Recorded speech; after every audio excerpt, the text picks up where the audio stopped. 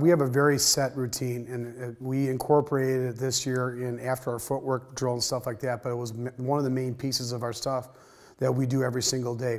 It made it available to use more time in our individual period, which could be 15 to 20 minutes every single day. We got a chance to get a lot more reps and replicate full speed a lot more than I have in the past. And it's been 20 years of doing the same progression, so it was a huge tool that we used, and it helped us be much more efficient than in years past. You know, I never really use a lot of shields or even dummies. I was always one of the coaches that wanted to get as close to the feeling of the shoulder pads and the arms and stuff like that. So we did a lot of stuff that was one-on-one. I didn't like using sleds except for maybe a couple of them because they're static. They don't move. I mean, they move when a player hits it, but it's not a moving target. Absolutely. Absolutely, because like as alluded before, with a stationary pad, it might be too high, it might be too low. Let's say a traditional sled. This allows the coach or the player that's holding it to keep the pad level down. Pad level is one of the biggest things as far as defensive line plays. Low man always wins. So we're constantly on our defensive linemen not to stand up. We want to keep them, at least their head, below the head of the offensive lineman. The way the Colt is built, with the logo being the target for their eyes and also with the arm placement, it gave us that natural separation and for us to get our hands inside on the breastplate or in that target area. So it was very, very effective in adjusting pad level throughout the entire progression. Now we start out in a 6-point stance and we move up to a 2-point stance out of a 4-point stance. So we progress up through that pad. We use in every piece of it to keep pad level where we need it to be. I don't think you can ever be too violent in, as far as talking about offensive and defensive line play. What the Colt allowed us to do is rep at full speed. And it also allowed us to make sure our players stayed in position. We do a lot of stuff that's half the man, either a one technique or a 2 or a 3. We're always in some type of a shade traditionally. And what the pad allowed us to do is maintain that shade, but also the violence of which to stay in that position. Offensive linemen are moving and shuffling all the time. Defensive linemen have to work an edge because they're generally in a 2-on-1 situation with 2 offensive linemen against 1 defensive lineman, especially now with zone blocking and chip blocking and things of that nature. We have to maintain an edge, pad level, and we have to maintain separation. The arms on the pad allow us to have that natural separation, but also allow us in our striking with either a rip or a snake or whatever move that we're executing, or a shed move as far as run blocking goes. It allowed us to maintain that level of intensity throughout. And we were also very thin, so we could not risk a player getting hurt or nicked up in a simple drill.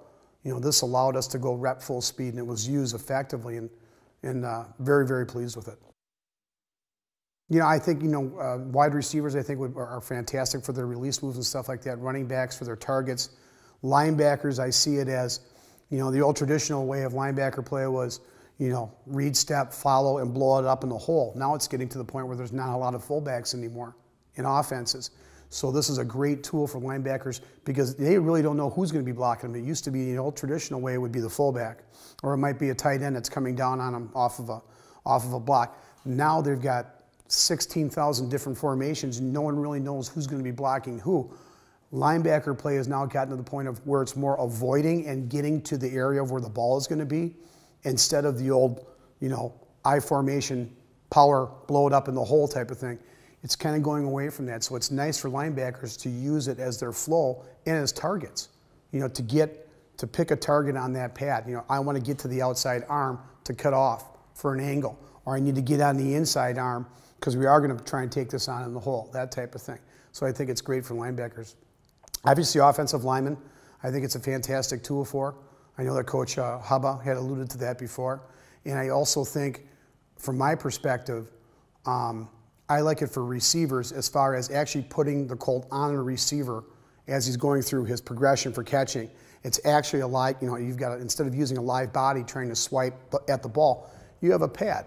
Anytime that we can avoid injury and teach technique properly is a great tool.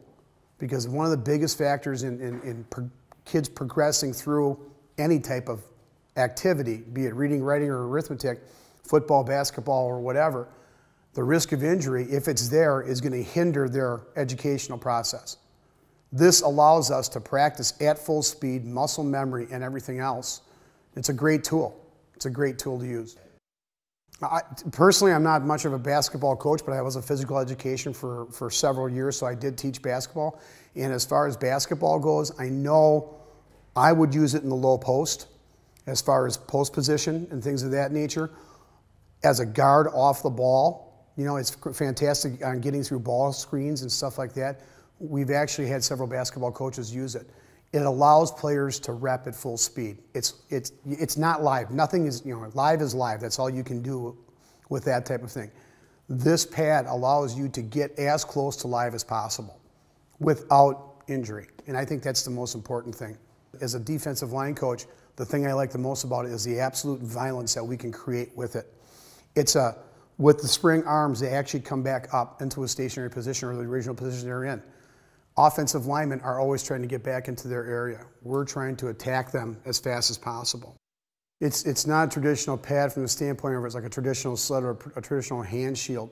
Because of the arms and the spacing that cause it, you have that natural spacing with the arms. That's the best part that I feel about it, because defensive linemen traditionally have a hard time breaking away from going to a side. They're always going to the middle. It's like a moth to a flame. It's one of the biggest problems, and once you can teach a kid to get on the edge of an offensive lineman, it makes their job a lot easier. It makes my job a lot easier. So with the pad and the way it can work, because it's movable, it's fluid, I'm able to adjust either myself or with a player to adjust and put the pad on an edge, which creates a counter move for the player to get back to the other side if it's a run shed drill that we're doing, or if especially in pass blocking or pass rush, we want those guys to work that edge. I can use that pad and they can maintain their pad level, and they can also maintain their violence, which as you're going through a pass rush situation, every kid has one particular move that they use. They need to have another counter move or to come back with something else. This allows me or another player while I'm watching to maintain their pad level, but also work combinations and get off of a pass, get off of a pass block as fast as possible. And that's where I see the biggest asset with it is it moves. I can move it anywhere I want on a body, as compared to just a shield and kind of body somebody up with it. Well, the traditional way that they used to teach pass blocking was one-on-one, two-on-two, things of that nature. I've never been a big proponent for one-on-one pass blocking or pass rush pass blocking because it's not realistic.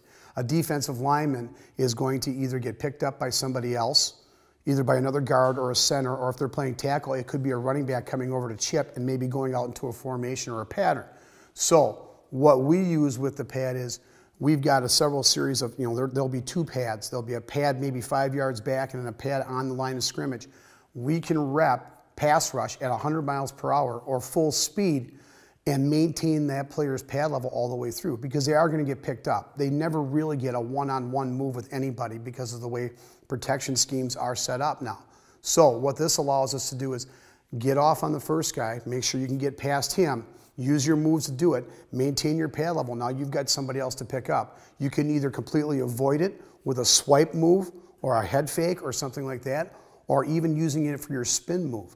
Because the biggest problem that people have, a big problem that defensive linemen have in spinning is they don't get penetration. On a traditional pad, if you're trying to teach them spin, or even on a live human body, what you can do with the pad is you can actually put the player in a position where they're not comfortable to a position where they are comfortable. And that's the biggest thing that I see with the biggest advantage that we found this year. Not going against live bodies, but actually going against the pad and going full speed the entire time.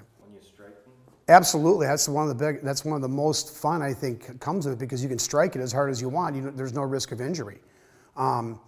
Traditionally, when we would teach any type of move, a shed move or a pass rush move, you're going on a body and you're going against your partner. Well, the biggest problem with going against your partner is he doesn't want to get hurt, and the other guy doesn't really want to get hurt either. So with this, it allows us to put them in a position that we need them to be put in, but also be able to get violent and strike it. The arms are going to come back into the same position. It allows you to do different moves, different combinations of moves without the risk of injury. What moves?